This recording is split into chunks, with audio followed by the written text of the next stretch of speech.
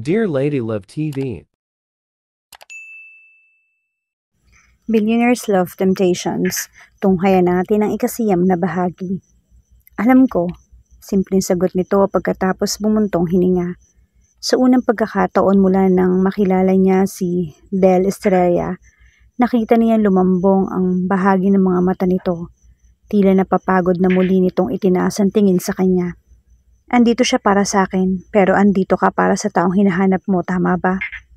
He nodded carefully. Yes, but she also agreed to help me find details about Nora. Muli itong tumango. Pagkatapos ito malikod na. Halika, may ipapakita ako sa'yo. Hindi siya agad nakasunod.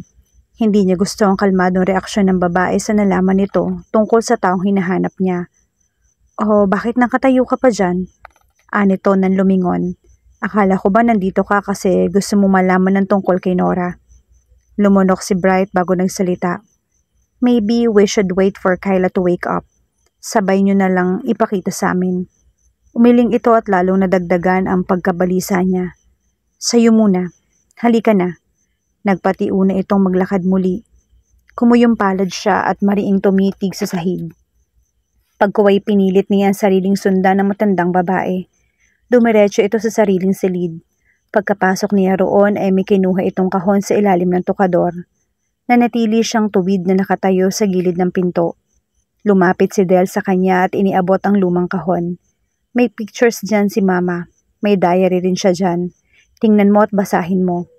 Why are you doing this? Bakit bigla kang naging mabait at bakit bigla mong naisipang pagbigyan na lamang ako at ibigay yung gusto ko? Mariin niyang tanong. This was too good to be true. Sa kaunting panahon na nakilala niya ang matanda, alam niyang wala sa karakter nito ang basta na lamang magbigay ng pabor sa kahit na sino mang katulad niya. Lalo na at ganito kadali. Imbis na magalit o maging defensive sa kanyang sinabi, muling lumamlam ang mga mata nito. Hindi halata, pero natutuwa ako sa pamangkin ko. Inis pa rin ako sa nanay niya pero nakikita ko mabait si Kyla. Ayoko sa iyo para sa kanya. Basahin mo yan para malaman mo kung bakit ko yan pinagkakatiwala sa iyo ngayon. Her statements were enough to confirm his fear. Kung ano man ang laman ng kahong yon, alam niyang hindi niya ito magugustuhan. Parang gusto na niyang ibato ang kahon, di pa man iyon nabubuksan. Basahin mo. Umupo ito sa kama at kalmadong tinitigan lang siya. Labag man sa loob, pinilit ni Bright ang sariling buksan ng lumang kahon. May mga larawan doon. Tikom labi na kinuha niya ang mga yon at tinitigan. Muntik na niyang hindi makilala ang lolo niya sa isa sa mga larawan. It was his lolo. Alright, parang siya lang ang nakita niya sa lumang larawan. But unlike the old man he grew up with, the young man in the picture was smiling. The man in the picture looked happy and contented. Malayong malayo yun sa lalaking nakilala niya mula pagkabata niya. Ang lolo na nakilala niya ay matigas at tila laging may hinahanap sa kabila ng lahat. Nang mayroon ito, ang lalaking kilala niya ay laging malungkot at laging nakatitig sa mga bagay na wala sa harapan nito. Lumunok siya at binalingan ng mga kasama ng abuelos sa larawan. Nakilala niya ang lalaking kasama nito bilang ang kaibigan nitong si Jerry, ang may-ari ng bahay na tinutuluyan nito sa Quezon noon. May dalawang babae sa larawan. Nakatitig ang lola niya sa isa sa mga babae. At sa ngiti ng batang lolo niya sa dalagang katabi nito, alam niyang iyon ang Nora na hinahanap niya. Naramdaman ni Bright ang pagbilis ng tibok ng puso niya. Nanay mo ba siya? Aniya na mag-angat ng tingin ng babae. Marahang umiti ang matanda at muli naramdaman niya ang paninigas ng kanyang kalamnan. Iyong isa sa kanila, yung nasa kanan, yung katabi ng lalaki nakasombrero. Siya ang nanay ko at ang lola ni Kyla. Tila suntok iyon sa kanyang sikmura. Nanlamig ang mga kamay niya at mariin siyang napatitig muli sa larawan. Ang lalaki na kasombrero ay si Jerry at ang babae sa kanan nito ay hindi babaeng katabi ng lola niya. Nora Estrella din ang pangalan ng kaibigan niya. Halos hindi niya marinig ang sinasabi nito. Nakatitig lang siya sa larawan. Nanlamig ang katawan niya at hindi siya maialis ang titig sa masayang ngiti ng batang nasa luma at malinaw na larawan. Lagi niyang kinukwento sa akin noon yung kaibigan niya Nakakatuwa daw at may kapareho siya ng pangalan at apelyido at halos kasing edad pa niya. Kaya ang ginawa nila nung pumapasok silang kasambahay sa bahay ng mga arena, iniba ni Mama yung palayaw niya. Ginawa na lamang niyang Laura para hindi malito yung mga tao. Sabi ni Mama, umalis daw agad yung kaibigan niyang si Nora at siya na lang daw ang natirang nanilbihan doon. Saka na lamang ulit na ginamit yung pangalan niyang Nora pagkaalis ng kaibigan niya. Broken hearted daw dahil iniwan nung lalaking nagbakasyon noon sa bahay ng amo nila. Nasabihin nito iyon ay napilitan siyang umupo sa silyang malapit sa bintana. Naipatong niya ang kahon sa isang katabing meseta. Parang nawalan siya bigla ng lakas. Wala sa loob na naisuklay niya mga daliri sa buhok habang nakatitig pa rin sa lumang larawan ng kanyang lolo at ng babaeng pinakamamahal nito. Hinintay daw nung kaibigan niya yung lalaki pero hindi na bumalik. Mayaman kasi yung lalaki at syempre, mahirap lang yung kaibigan niya. Kaya hindi sila pwede. Kaya hindi nito pinili nung lalaki. Mas pinili nung lalaki yung pera kaysa dun sa isang Nora. Lolo mo ba yung lalaking tinutukoy ni Mama? Pinilit ni Bright ang sariling itaas ang tingin sa matanda. Malamig na ulit ang mga mata nito. Kamukha mo yung lalaki sa picture. Simple nitong sagot at muling nagpatuloy. Hinahanap ng lolo mo si Nora. Anong kapalit kapag nahanap mo siya? Hindi siya sumagot at iniiwas ang tingin dito. His brain was still processing the new information. Hindi ang lola ni Kyla ang Nora Estrella na hinahanap niya. Hindi ito ang apo na ipinahanap ng lolo niya. May kapalit ang paghahanap mo, diba? Huwag na kayong magbulahan. Alam ko may kapalit ang ginagawa mong paghahanap. Pera ba? Posisyon sa kumpanya? Sigurado akong kagaya ka rin ng lolo mo. Mas mahalaga yung material na bagay sa inyo. Gusto niyang itanggi iyon pero hindi niya magawa. Totoo ang lahat ng sinabi ng babae. May kapalit ang ginawa niya. He wanted the presidency and his tallest fortune. Tama si Del. Bukod sa hitsura, marami pa silang pagkakapareho ng lolo niya. Nakonsensya ba siya sa pag-iwan niya kay Nora? Gusto ba niyang bumawi ngayon? Kung ganon, mali ang taong pinuntahan mo.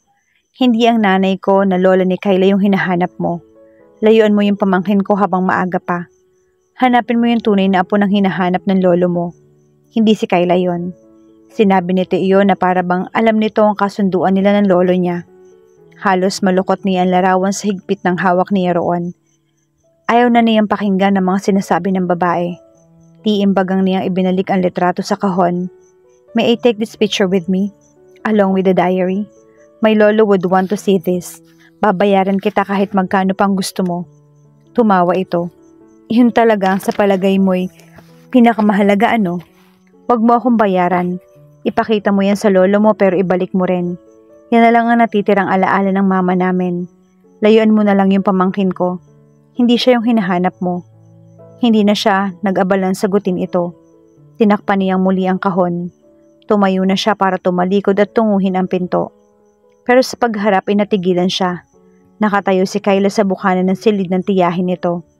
Sa blankong ekspresyon ng mukha nito, tila sinasabi noon na narinig nito ang lahat ng pinag-uusapan nila ng matandang babae. His whole body suddenly turned cold. Kyla, humakbang siya palapit dito pero mabilis lang itong humakbang din paatras.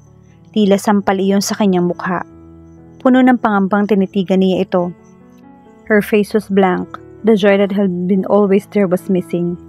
He'd learned to know what she was feeling because it always showed on her face.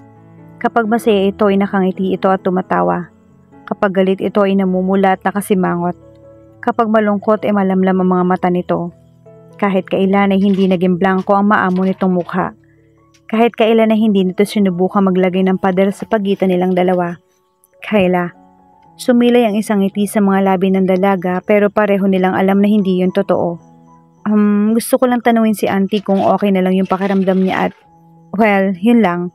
Lalabas lang muna ako. Tumalikod ito at biglang tumakbo bago pa siya nakalapit. Kyla. Bago pa niya nahabol ang babae, hawak na siya ni Dal sa braso.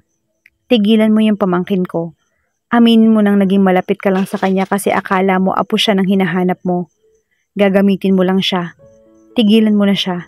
Hindi siya yung hinahanap mo. Mariing ulit nito. Marahas niyang hinila pabalik ang braso mula rito at hindi na nag-abala pang magpaliwanag. Hinabol siya ni Kyla. Pero masyadong mabilis ito. Pagkalabas niya ng pinto ay hindi niya na nakita ang dalaga kahit saan siya lumingon. Tumakbo siya papunta sa malapit na maliit na bundok na puno ng mga pine trees. It was the safest bet. Kung gusto niya magpag-isa, tingin niya ay gusto nitong magtago sa lugar na iyon kaysa magtago sa mga shops sa paligid. Hindi na siya nag-abalang kumuha pa ng jacket. Tumakbo na lamang siya papasok sa gubat. He prayed that he would find her there, and he prayed he could make things right because he did not want to end up like this. And like his lolo, he did not want to spend the rest of his life forever regretting losing the one person who truly made him smile and live. Kyla, where the hell are you? Marahas na naisuklay ni Bright ang mga daliri sa kanyang buhok habang isang kamay ay mariing nakahawak sa manibela.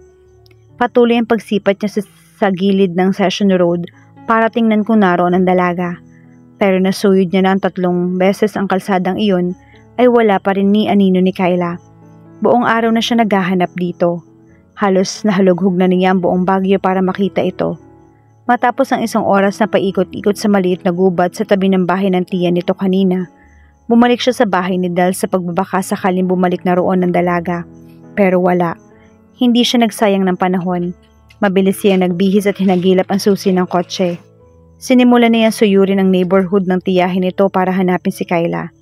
Nang hindi niya ito makita ay isinunod niya ang daan papunta sa cabin nila. Wala pa rin. Ang market, ang parke, ang mga shop sa gilid ng kalsada, ang sunod niyang tinalunton. Pero wala pa rin ang dalaga.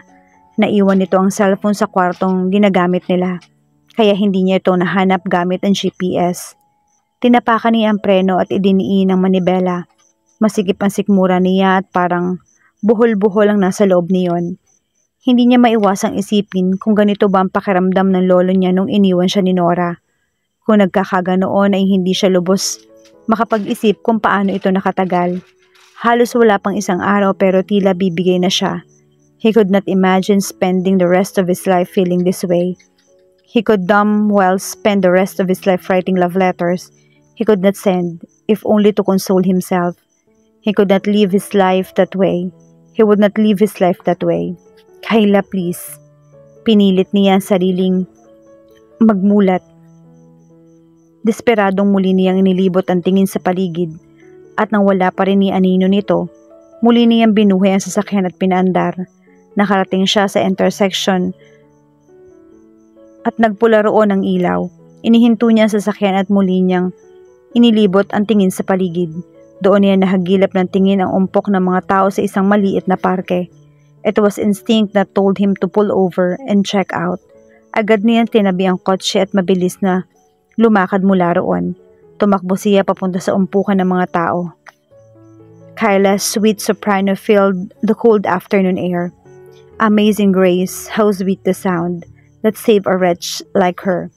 Mabilis ang tibok ng puso niya at tila pumipinting ang lahat ng ugat sa katawan niya. Malalim ang paghinga na huminto siya sa likod ng mga tao. Dahil matangkad siya, kita niya ang dalaga kahit na maraming nasa unahan niya. Nakaupo ito sa tabi ng isang mama na nagigitara. Tila street performer sa lugar na iyon ang lalaking katabi nito. Matanda na at simple lang ang pananamit. Suot pa rin ni Kyla ang damit nito nang umalis ito ng bahay kanina. Suot pa rin nito ang kamiseta niya at ang sweatpants nito. Pero may jacket nang nakapatong sa mga balikat ng dalaga. Nakatsinelas lang ito.